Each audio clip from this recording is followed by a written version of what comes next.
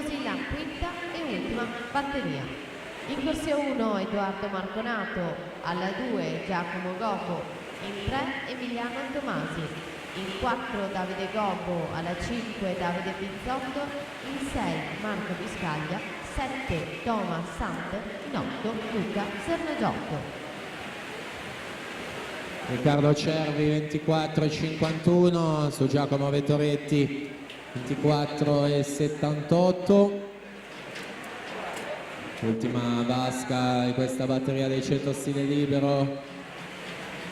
Riccardo Cervi in pieno controllo della situazione, va a fermare il cronometro a 50,68 e quindi balza al comando. Vettoretti 2,07 e Genzini 2,64, quindi la partenza, l'ultima batteria.